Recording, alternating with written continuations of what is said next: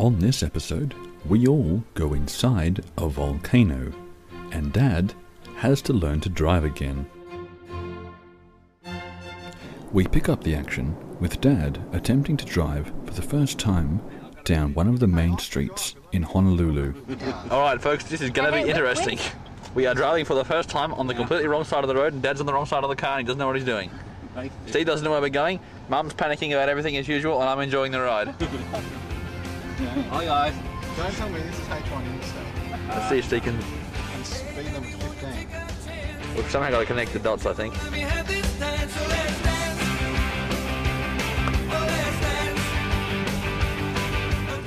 Lots of strange cars over here, lots of Hummers and Caddies. I've driven the wrong side legally. Well, we'll see how legal it's going to be. Well, where are we going? What's There's a big Chrysler. Well, just follow the arrows. See? What arrows? H1. See the H1 arrow? Yeah. Follow that. We'll follow I that. think you follow the H1 for a fair way. What? About half an hour from. Well, this is on the way to church Sabbath morning in downtown Honolulu. Here is Mum doing her masterful best, I suppose you'd call it, at navigating.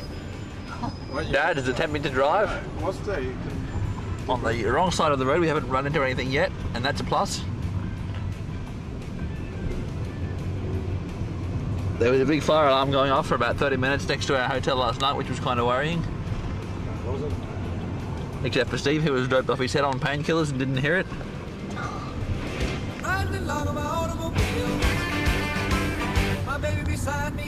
As you can see, Honolulu isn't a very advanced city. Just another Pacific island with a lot of limousines and nice cars. I totally missed. Not that one. No particular place to go.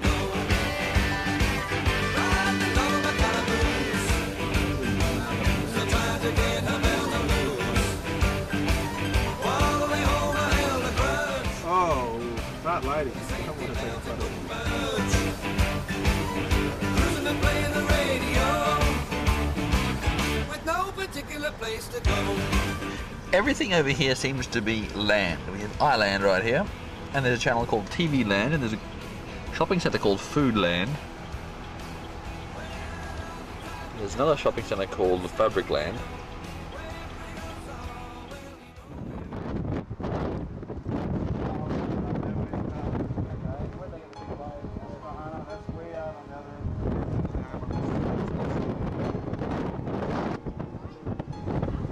This is the north side of the island here, looking out. This is at, what's the lookout called, Dad? Pali. Pali lookout. Pali. And Pali. It's very, very windy.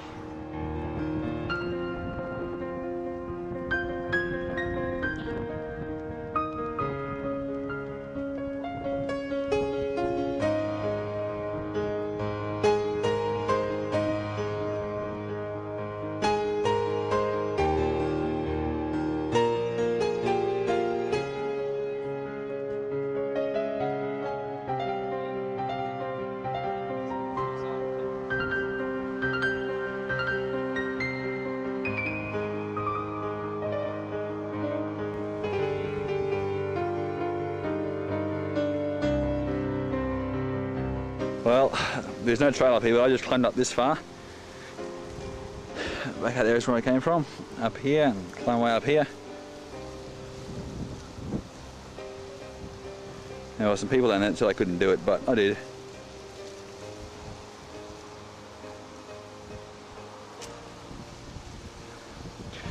But I haven't got enough time or the right gear to climb up there. It would be nice.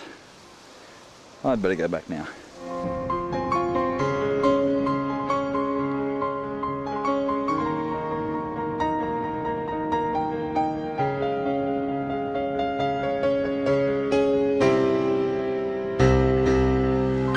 This is Sunset Beach, apparently. This is where they do some of the big surfing, but it's not very big at the moment.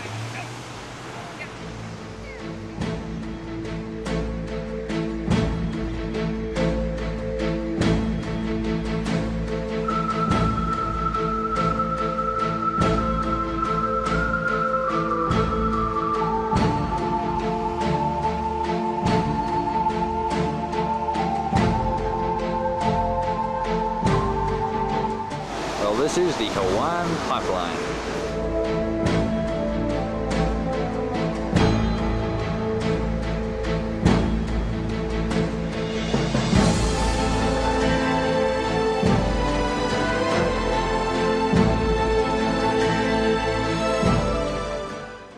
Well, this is looking off the roof of our hotel at the world famous Waikiki Beach. That is downtown Honolulu. That's down towards the airport down there. Active life, look at it. The whole place is just... And the cruise ship off the shore. Where we should have been. Should have brought your binoculars up.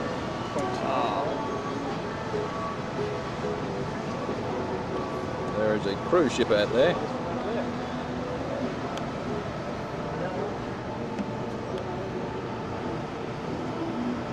There is a Hummer. Another one. You can see there's lights all the way around. Oh crap, I just fell through the thing I was standing on. Seat. He's laughing at me now. Just looking north at Honolulu.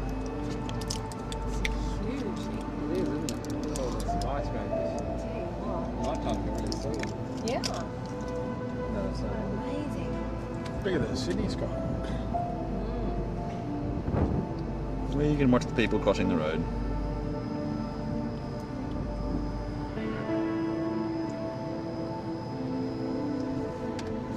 This is the main drag down at Waikiki Beach, which is basically just off there. It's dark now, so you can't see anything really. But this is Dad about to go through a orange light. Lots of very, very tall buildings down here. Oh, we stopped at this one. For change.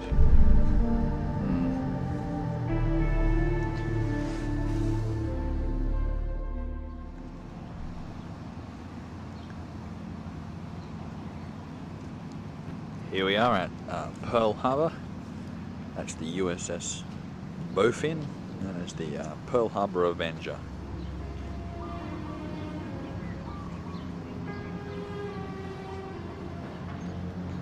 That's the bridge leading over to Ford Island.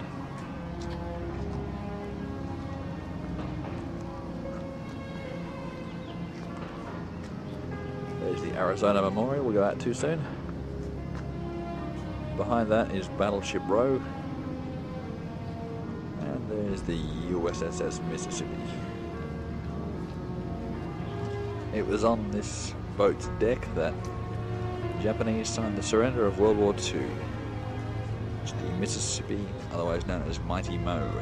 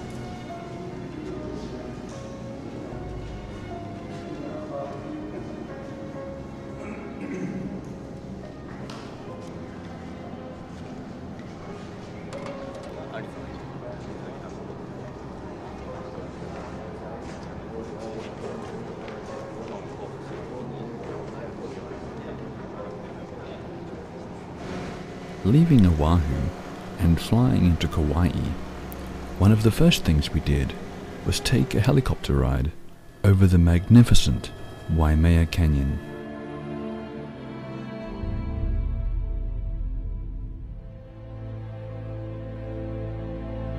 Known as the Grand Canyon of the Pacific, the magnificent Waimea Canyon stretches 16 kilometers down the western coast of Kauai, and in some parts is over 3,000 feet deep.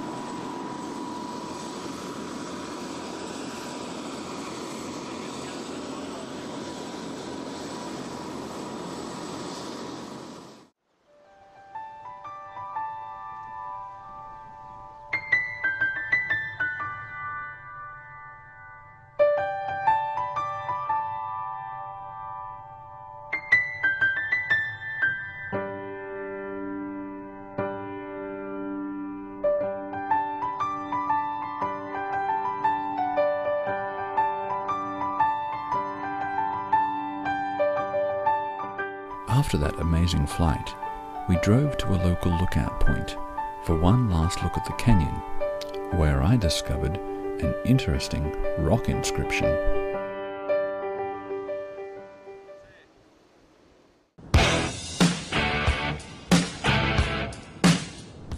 Leaving Kauai, we flew to the large island of Hawaii, where we found it necessary to drive through miles and miles of black lava fields, until we finally reached a very peculiar black sand beach.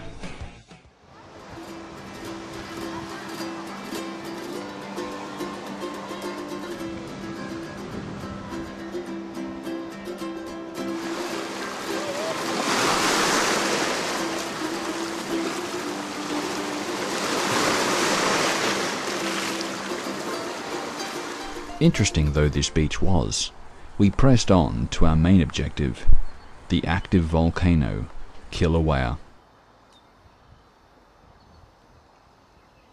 Point zero Well, if it widens, if the crack starts to widen, we'll run for the car. That's deadly. Let's go. Mum there telling us what we should do in an emergency. That's the crater of Kilauea, which underneath there will still be quite molten.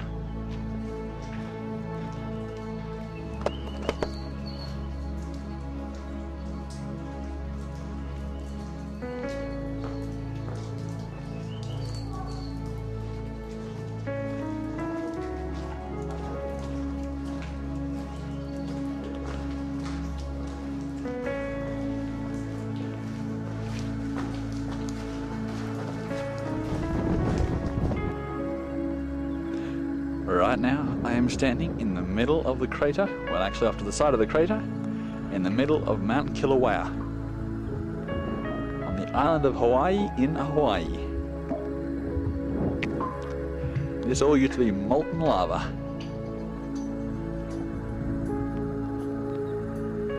Still a few cracks where steam's escaping. Might go have a look at those, I think.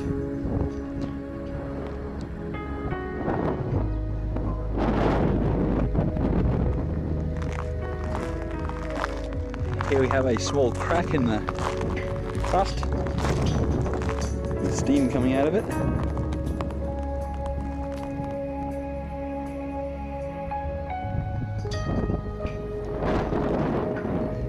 That's over where I just came from. Up on the rim there is where I was before, filming down here.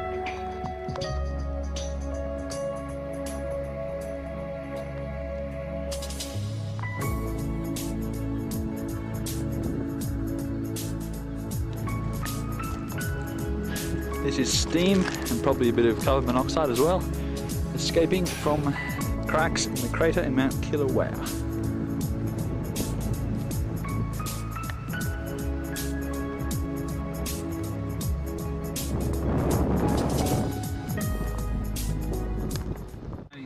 September 1982, this lava flow was. Okay.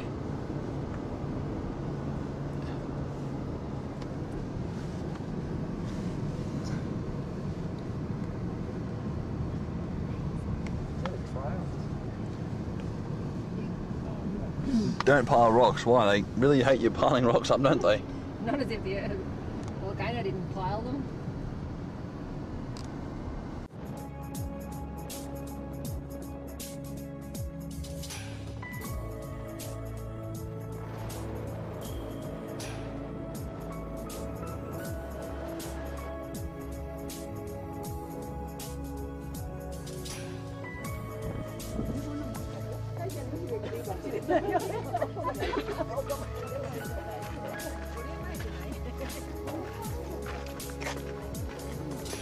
Is that crater within the crater? Yeah. I wonder are you able to walk on that? I dare say you could walk on it, but getting down to it will be the difficult part. That's sulfur. Yeah.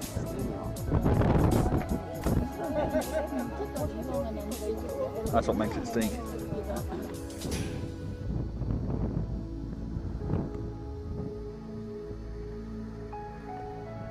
I just uncovered a little sulfur crystal garden here that Mum found.